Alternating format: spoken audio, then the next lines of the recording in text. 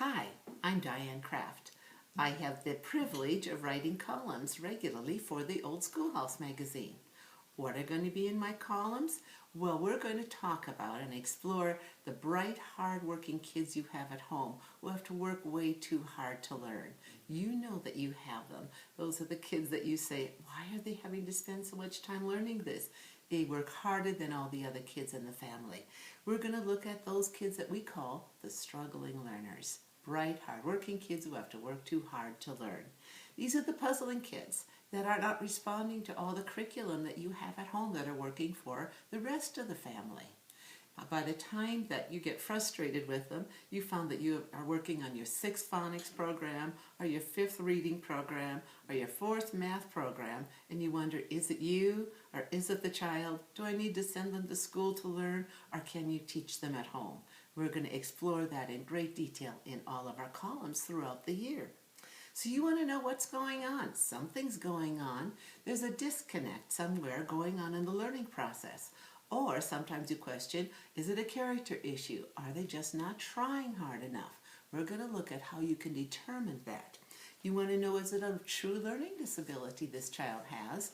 Or is it just a learning glitch? Why does this child have to use so much more battery energy than the other kids in the class or at home? So as a special education teacher, former homeschool mom, nutritionist, and director of a clinic I have in Denver, Colorado, Child Diagnostics, I'm going to help you target the problem areas that are going on with your child, but most importantly, how you can correct those problem areas at home. So we're going to use in these columns all the way through easy checklists to find out which of the 4 learning gates is blocked for your child.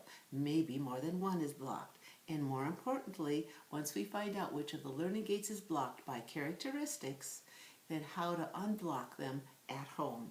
We're going to look at problems that are mild reading problem, mild spelling, mild math, or a true dyslexia. If it's that, what can we do? Or a dysgraphia, are children who have auditory processing problems, and what you can do at home to correct that and make it easier for them. We're going to talk about the maturity issue. Do you just have a late bloomer, 7.5, they're not wanting to read? Are they just a late bloomer? You ask yourself, if I wait, will it be too late? I'm going to show you the red flags that you're going to look at to determine whether or not this child needs early interventions, or you can just wait and let them mature a little bit longer. Then we're going to see, is your child a struggling learner because they are really a right brain learner using a left brain curriculum? They haven't learned how to take the material and store it in their long-term memory.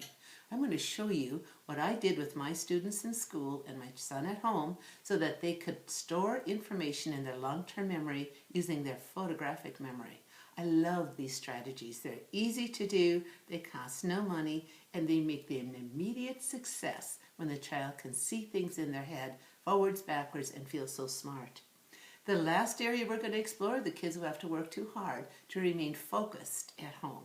These are the kids that if you sit with them, they can do their work. As soon as you walk away, they become paralyzed. So we're going to examine these kids. These kids often have higher anxiety. Or with these kids who have sensory processing problems. Everything bothers them. Tags bother them. They put hands over their ears for noises. We're going to explore the whole sensory processing issue and what you can do at home to help these kids. We're going to ask ourselves, is it character or chemistry?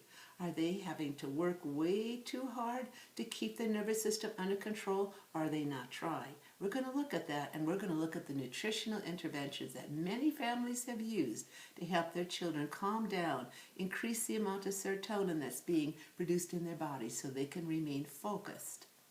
So these bottom line, we want you to know that learning doesn't have to be so hard. It doesn't have to be expensive, and you can take care of learning problems at home or learning glitches. Through the year, you can send in your questions, and we'll help answer those questions through our column. We want you to know that you're not alone.